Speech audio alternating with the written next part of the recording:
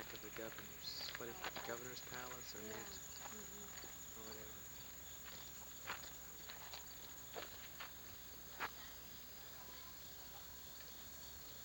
It's all trimmed. Mm-hmm.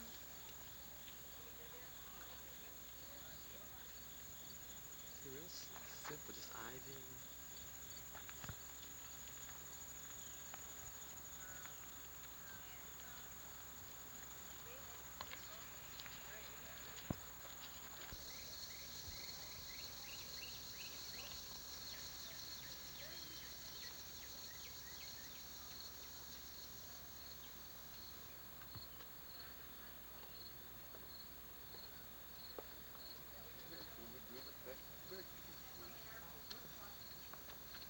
Look at that bed linen.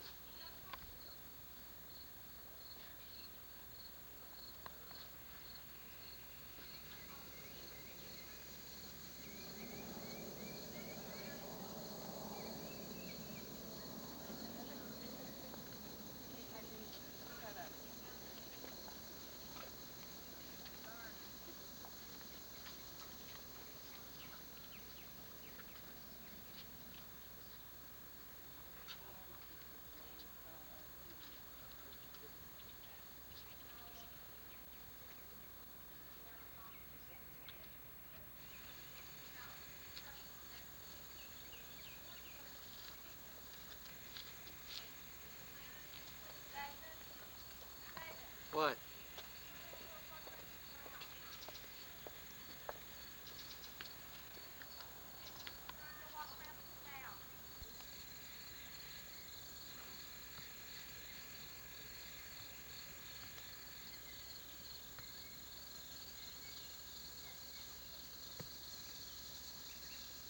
That's the kitchen, the governor's palace. What do you call those terraces? Terraces? Those are terraces.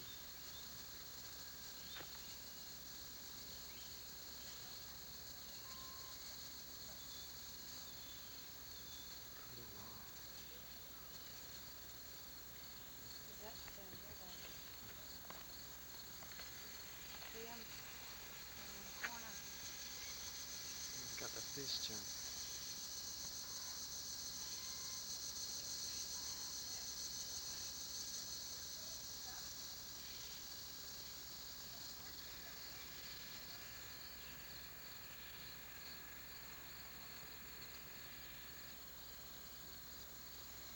A big magnolia tree.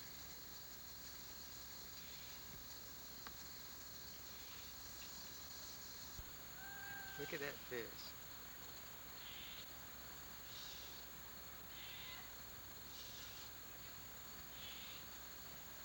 There's another one.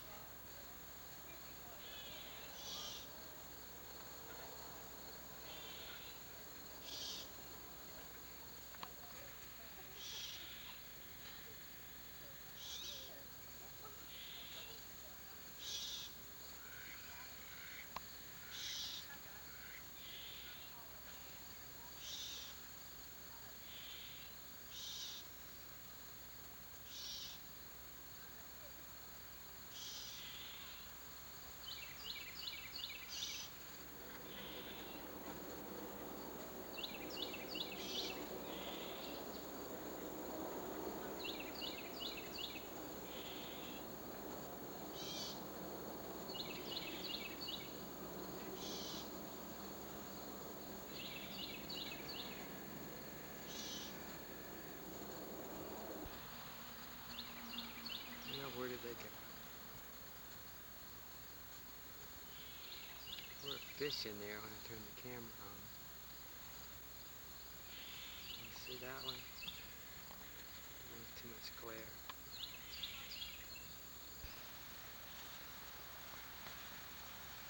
Where is it there?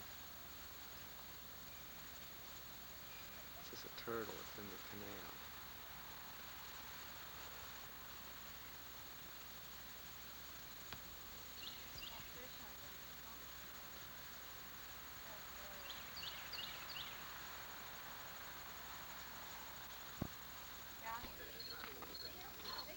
is a maze that you go through. They're going the same way I do. Are they? Unless they go. Oh, I should be able to see them soon. Here they are. Oh, but I can't see any heads. All I can see is their heads, not their faces. Oh, they cheated. They cheated.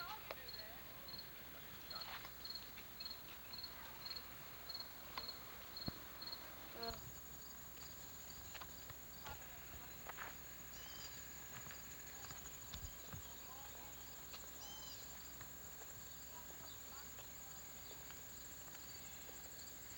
What is this? Let's go cut back in front of the house and go over. This is just some gardens.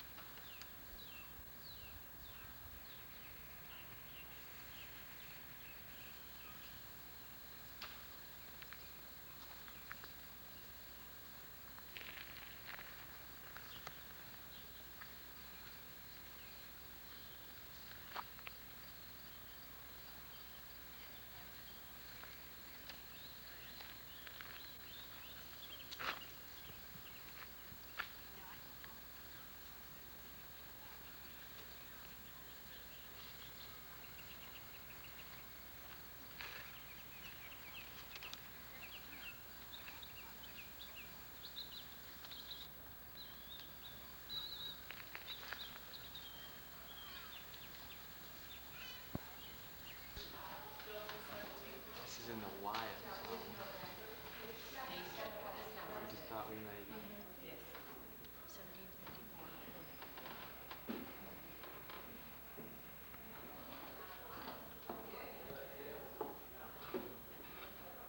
Or something like this. Let's put on a elk.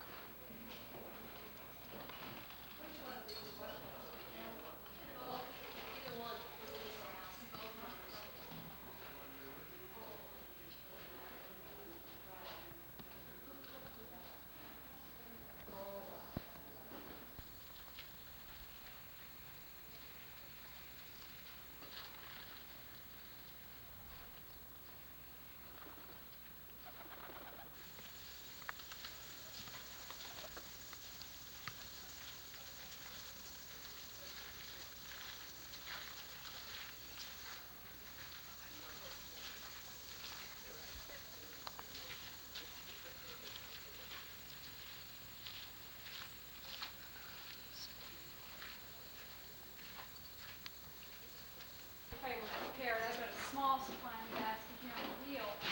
That might keep me busy for 15 minutes. When I'm spinning between chores, just keeping a small basket filled up is real helpful. On a plantation, where you might find spinners working as long as there's daylight hours, that's 10, 15 hours in summer, maybe only 6 to 9 hours in the winter months. A spinner's going to go with maybe 3 or 4 small baskets, like we have right here, in a day's worth of spinning. So in that situation, you really need someone working with you, preferably someone carting today what I'm going to use up tomorrow. I won't have to stop and wait for someone to produce my fiber. But for the most part, women are spinning between chores, so a small basket is going to suffice you. As an average household, you go to the store and buy a good portrait cloth, and then just spin to supplement those items for towels, stockings, maybe an extra blanket. We just didn't have as many textiles, so it wasn't the same availability. The ones that were available, there could be different prices so that we all can afford them, but a good majority of them were quite very, very expensive. The big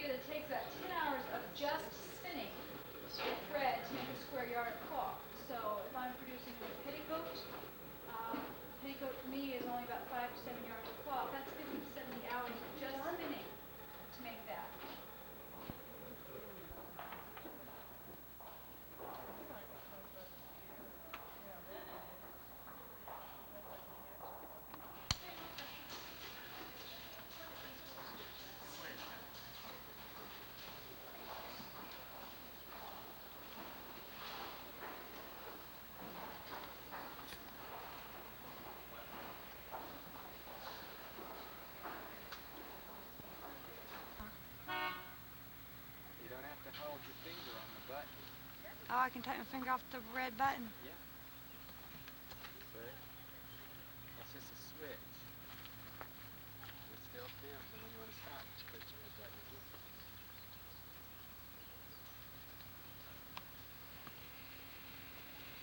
See? How easy? Yeah, so I'm going real jerky though. Okay. Where are you? Okay.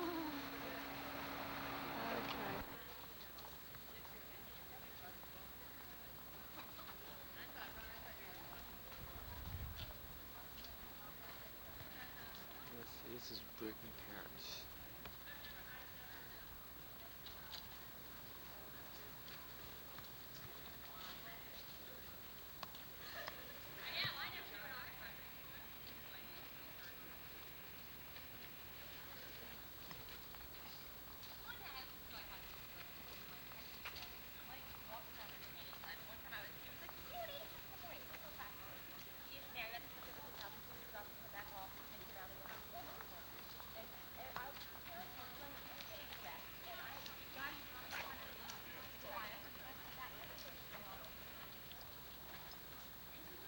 I wonder who that is. Welcome to Bruton Parish Church. As I told most of you outside, please forgive me while I repeat for those who joined the group at the last moment. This is the original parish church of the colonial capital, but it is still today a consecrated Episcopal parish church. And the interior of this 18th century building has been almost entirely restored in the 20th century. But because the old box pews had long since been torn out and burned up. They had to scrape through possibly 50 coats of paint on the inside of these original 18th century walls, looking for the dimensions of the old box pews. They found them. They also found microscopic evidence of the two original paint colors used. So in my eyes and my mind, this is how it looked in the 18th century. First, let me tell you why they needed what I consider a ridiculous seating arrangement in church, box pews. Not particularly comfortable, and if you're as short as I am, you can't see over, that's not rail. And heaven knows children just disappear in the hole. But there was a need for this type of seating in the 18th century. Then there was no way to heat this building in the wintertime. And this stone floor is built directly on the ground. Can you imagine how cold your feet might get? Hence the raised wooden floors. And as you were planning to attend church, plan the night before. Put into your fireplace at home bricks or rocks to get sizzling hot by Sunday morning. Then as your family gathered to leave for church, wrap these in a metal frame called a foot warmer, or even a bag made of carpeting. In other words, produce a portable heater. Carry it with you to church, step up on the warmer wooden floor, put it in the middle of the box pew, close the door behind you, and hope literally to heaven you could hold the heat you had brought from home. This is the only reason for box pews wherever they occur. Now originally, of course, these pews were great boxes with seats on all sides, so everyone could benefit from the heater in the middle. But today, we do have central heating, and no one wants to turn his back on the altar. Hence the compromise, breaking up these box pews in the nave of the church, so that every pew in the main body of the church faces the east end of the building. The ones in the transepts have been reconstructed in the old box shape. When you're up here after my talk, if you wish, step into one of these. Step back into the 18th century, close the door behind you, and look at that imaginary heater in the middle of the floor. Realize this is the only source of comfort for your family for a service that might last 2 hours in a stone-cold church. You'll find the names of great patriots memorialized upon many of these pews. This has been done by today's congregation to remind itself, to remind our visitors, these greats have prayed in this building not once but many times, but not necessarily where the names occur. Because in colonial days, this church was then part of the Church of England. It was the established church of this first English colony. Establishment is an alien word in American ears today, and rightly so. But it was an historic fact. This was the only religion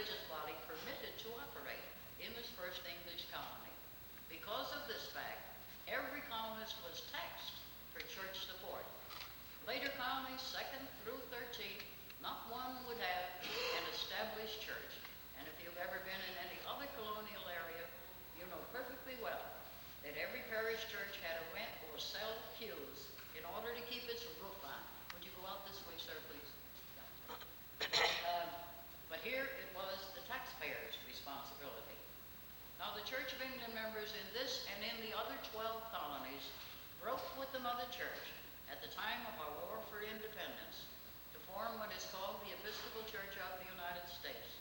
And that's what Bowen belongs to today. We still base our worship upon the same Book of Common Prayer, but we are politically independent of the Church of England.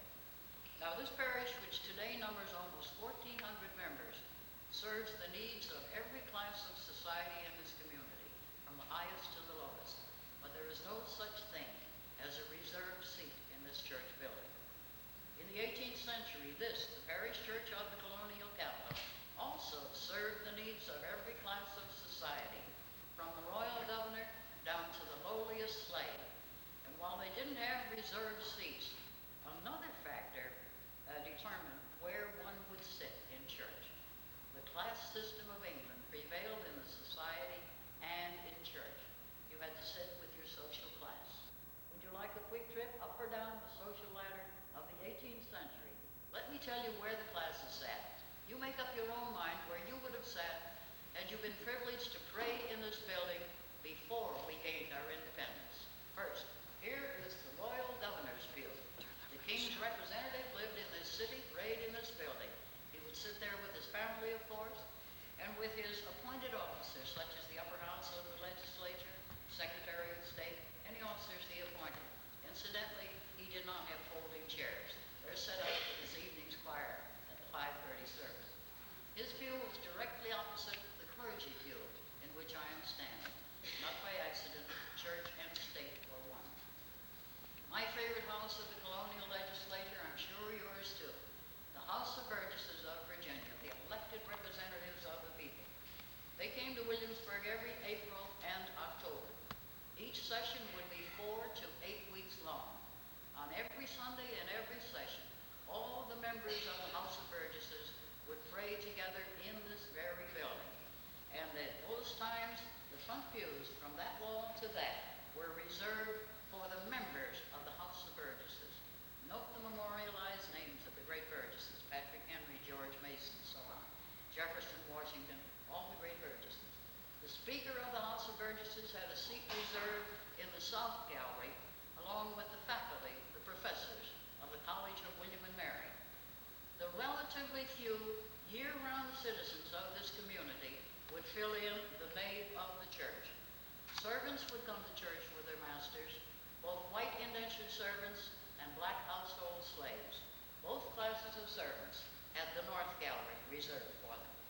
Now, these two galleries have had to be rebuilt in this 20th century, but please, briefly turn and look back. The West Gallery and the benches it encloses, these are the original structures built for and reserved for the students of the College of William and Mary. There are hundreds of schoolboy initials carved in the woodwork up there. We do know approximately, of course, where young Tom Jefferson, young James Monroe, young John Tyler, all three of them students at this college and sat in the West Gallery, but each in his time would become president of these United States. Well, the ultimate in class preference was the right to be buried inside the church. There are 42 18th century graves in the floor of this church. This practice is common in every colonial church, as it is in every church and cathedral in England and in Europe. And we broke with this practice at our independence. However, there's one 20th century grave. The man who began this whole restoration, William Goodwin, died in 1939. It was thought fit and proper to lay him to rest in the parish church he had served so well. Hence, the 120th century grave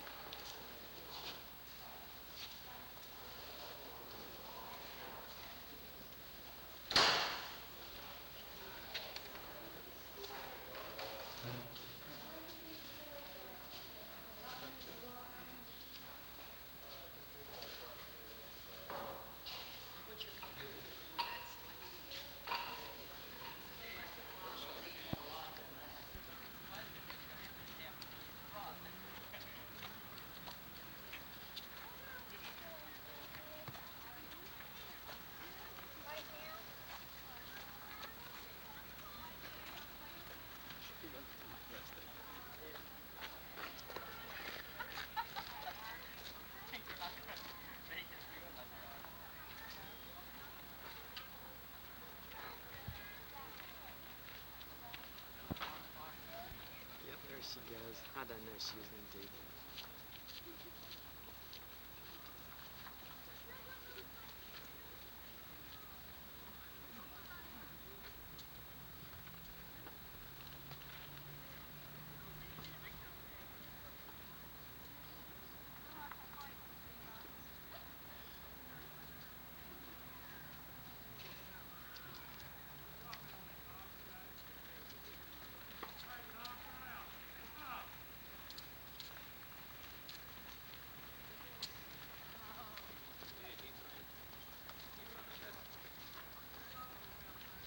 One time when I had to ask you for advice, and they called the son's name for the roll call for the Patriot forces that already organized. He already made the choice. So that's how you missed the movie, not be able to see it. In a nutshell, the theme of it. Was that a great movie? Yeah. The last report I had from the curator was that 90% of the guns in here are still in operating condition. Every one of them in this building in wax is at least 200 years old. In fact, it's supposed to be today the largest collection of this type of military weapon from this period on public display this side of the bush.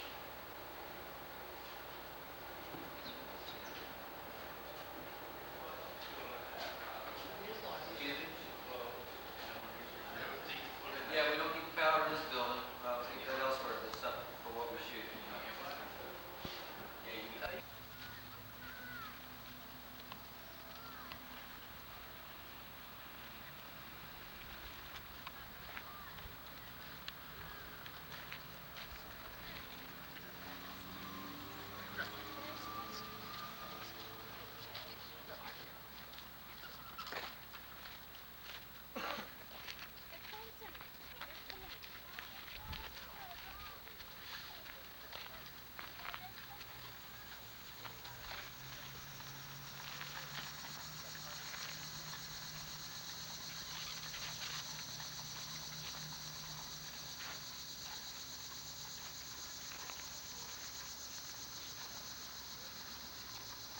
Whoops.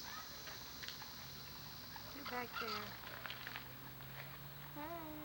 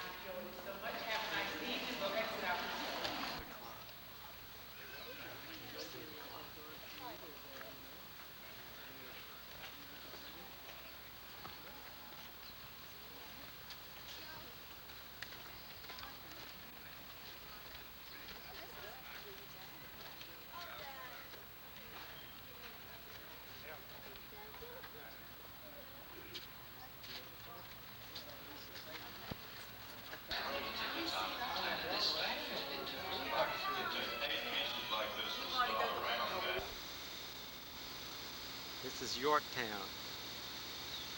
Is that what it says, Deb? Yorktown, North Carolina.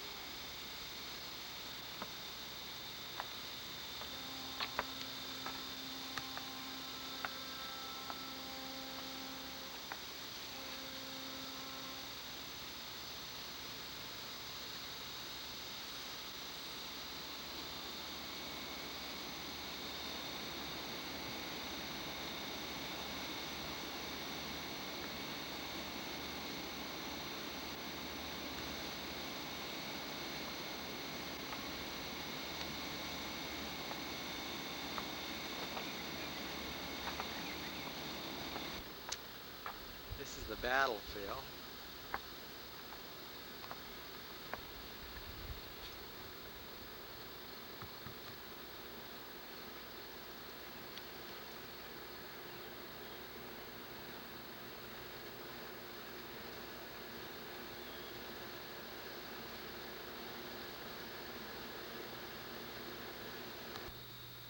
This is one of their forts. They were made out of earth back then.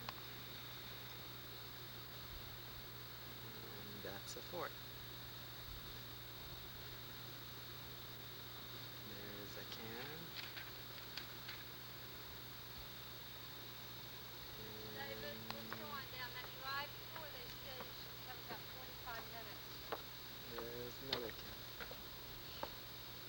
This 19th day of October marks a great victory in the American struggle for independence.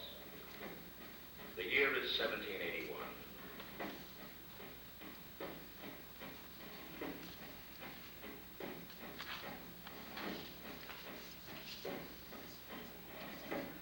The cadence beat of drums rolls ominously across the clearing that will henceforth bear the name Surrender Field.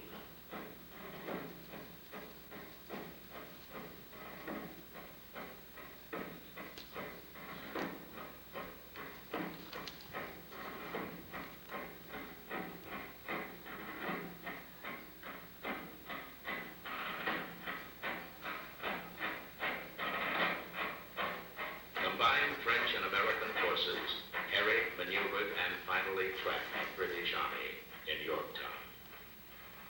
The siege ends in surrender.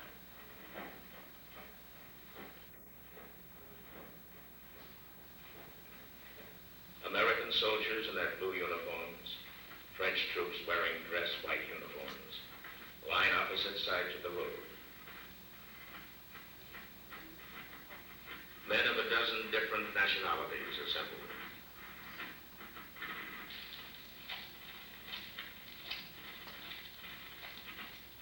Each is counsel to his own cause.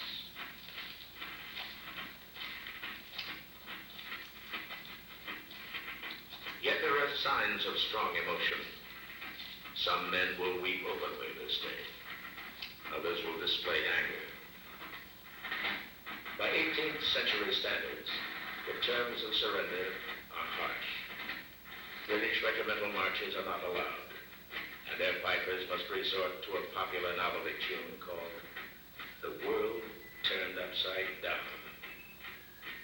The British march with flags furled and cased. For the British, it is indeed a world turned upside down.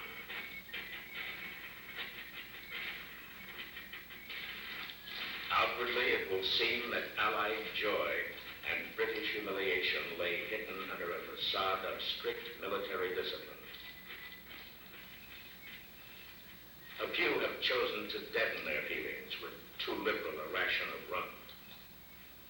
New uniforms bolster British morale for this agonizing march.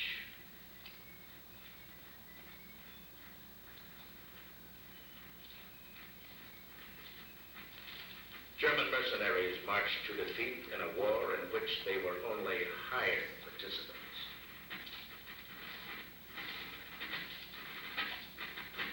Some Americans cannot help but flash a broad grin or utter a forbidden snicker.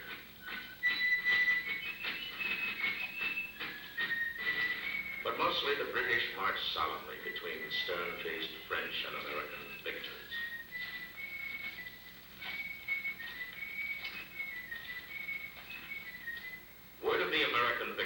spreads quickly as hundreds of civilians rush to see a British army lay down its arms. Few realize they will watch a turning point in world history.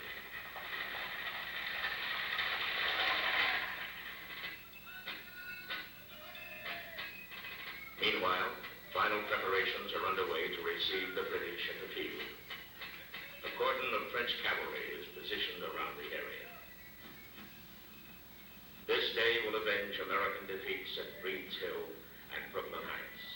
It will thaw the bitter cold of Valley Forge and Morristown and ease the painful memory of such disasters as Camden and Charleston.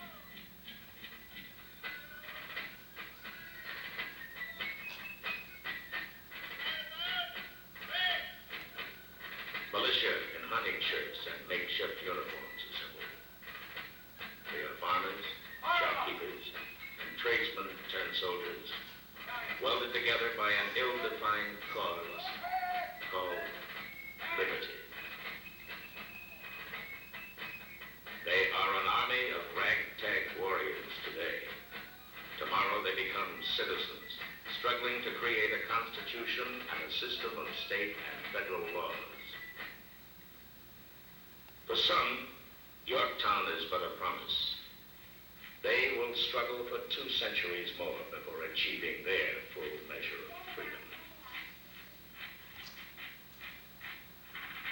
The French, who have earned their share of this victory, have fought hard for American freedom. Soon, in the bloodied streets of Paris, they will seek their own independence.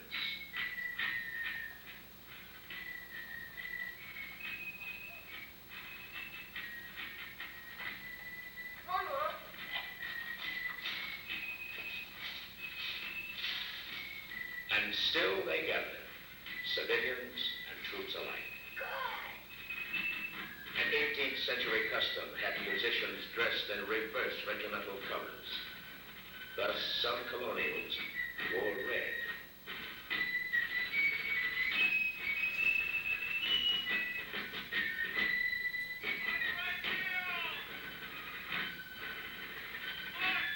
It is ironic that America began at Jamestown, not 20 miles from this field.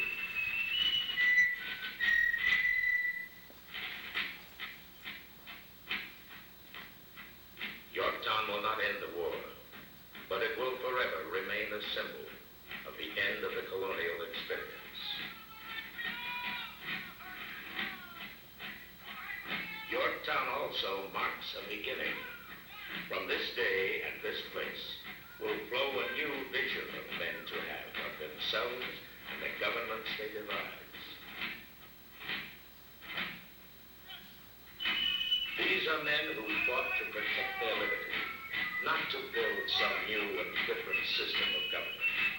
They will leave this field to erect an independent America, founded on the belief that the purpose of government is to protect the freedom of its citizens.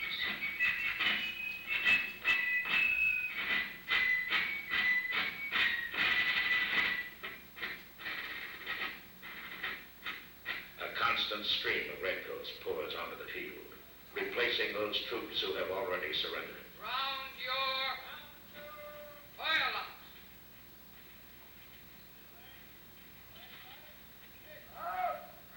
Throughout the day, countless British officers bark out the hated command.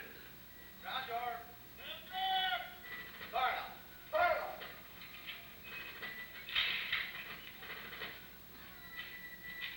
Some Englishmen will remain in America to share in the freedom won so dearly by their former enemies. Many of the British who return to England will come to believe that this surrender to an army of farmers and merchants has saved the empire from tyranny. Here, too, the seed of self-determination will take root and flourish.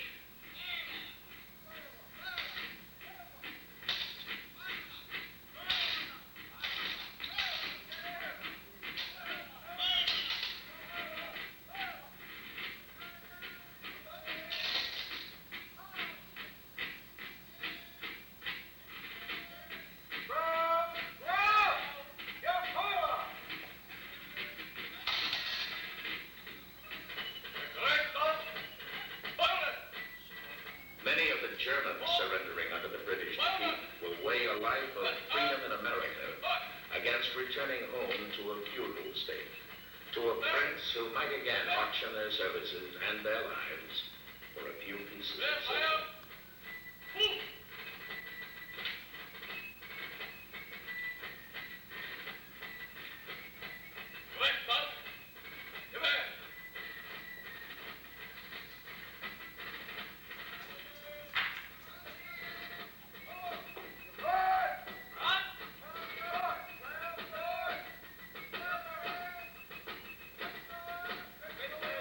From this surrender at Yorktown, there flows a single idea, that men need not abandon their faith to governments they cannot control.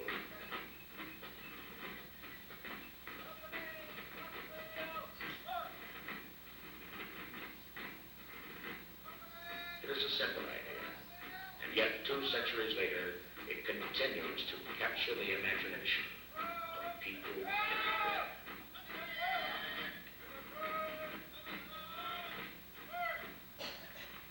Whether by peaceful evolution or bloody acceptance, the idea will not die. Often it must be reasserted, and the struggle refought. But the idea remains that men are, and of right ought to be, free.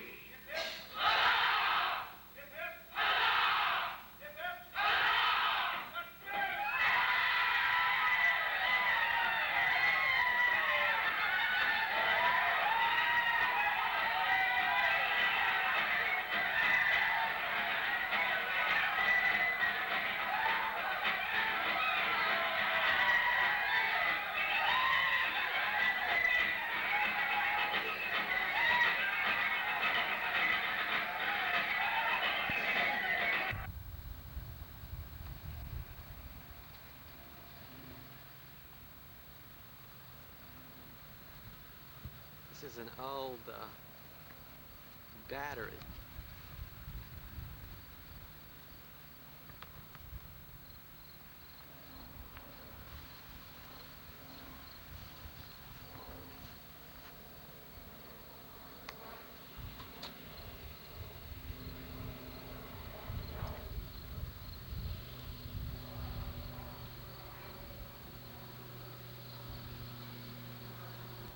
This is what the inside of one of those forts looks like.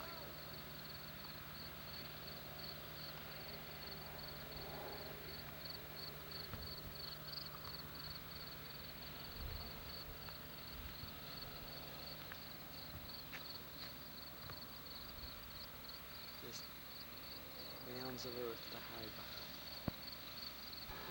This is an American battery position.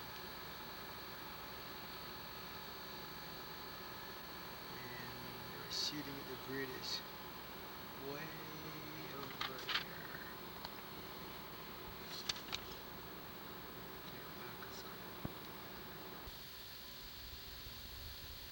These are just some turtles along a creek. 1, 2, 3, 4. I count 8 turtles.